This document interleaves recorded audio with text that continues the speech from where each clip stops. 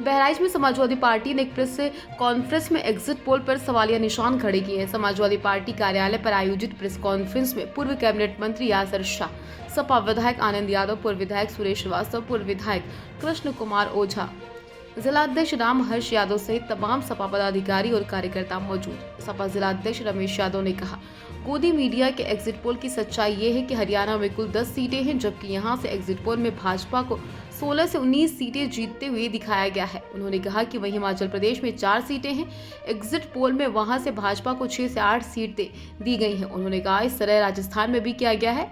इस तरह से एग्जिट पोल के जरिए लोगों को गुमराह करके गठबंधन कार्यकर्ताओं के मनोबल को तोड़ने की कोशिश की जा रही है। बहराइच से दैनिक भास्कर के लिए कुतवंत सारे की रिपोर्ट। सरकार द्वारा तैयार किया गया सरकारी एग्जिट पोल 1 जून को 6:30 बजे प्रसारित किया गया। उसकी पोल खोलने के लिए समाजवादी पार्टी ने आज अपने पत्रकार सम्मानित साथियों को बुला करके प्रेस कॉन्फ्रेंस की है।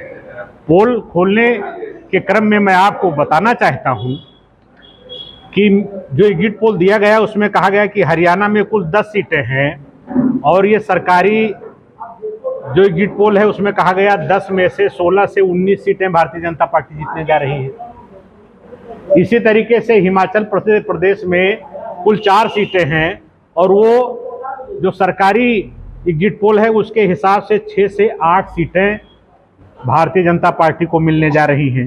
यानी कुल सीटें हिमाचल प्रदेश में 4, भारतीय जनता पार्टी पाने जा रही 6 से 8। हरियाणा में कुल 10, भारतीय जनता पार्टी पाने जा रही है 16 से 19।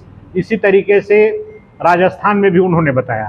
तो जो अमित शाह साहब ने दे दिया है लिख करके आपाधापी में, जैसा कि मानसिक संतुलन खो गया है सत्ता जाते हुए, और ये सब इस उद्देश्य से तैयार किया गया कि विपक्ष का मनोबल टूट जाए, धांधली करा ली जाए। इस सब से निपटने के लिए आप सभी साथियों को और अपने पार्टी के कार्यकर्ताओं को सजग करने के लिए जनता का जो एग्जिट पोल है जिसमें हम जीतने जा रहे हैं वो बताने के लिए आपको बुलाया गया। 298 से अधिक सीटें इंडिया गठबंधन को मिलने जा रही हैं। भारतीय जनता पार्टी बुरी तरीके से हार रही है।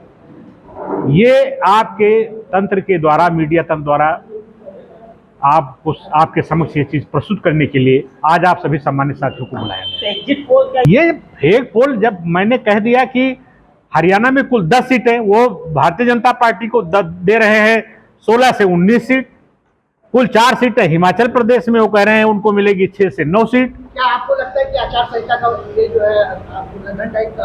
आचार संहिता का उल्लंघन तो ये है कि जब तक आचार संहिता लागू है तब तक आप कोई ट्रांसफर पोस्टिंग नहीं कर सकते। आज देवी पाटन मंडल में एक कमिश्नर की भी नियुक्ति हो गई। तो चुनाव आयोग को तो कुछ समझते नहीं ये लोग, और चुनाव आयोग भी डरा हुआ है। सरकार भी बनी नहीं है और मोदी की बैठक, ये सब पूरी तरीके से संवैधानिक संस्थाओं का गला घोट करके, ऐसे ही माननीय राहुल जी ने माननीय अखिलेश जी से नहीं कहा कि संविधान खतरे में है, लोकतंत्र खतरे में है, इसको बचाने के लिए देश की जनता से अपील किया है। तो इनके बारे में कहना क्या है? राष्ट्रीय अध्यक्ष जी और राहुल जी स्वयं बोल रहे हैं, संविधान की किताब लेकर पहली बार पूरे देश में जनता से आह्वान किया गया कि इसको बचाना है, लोकतंत्र को बचाना है।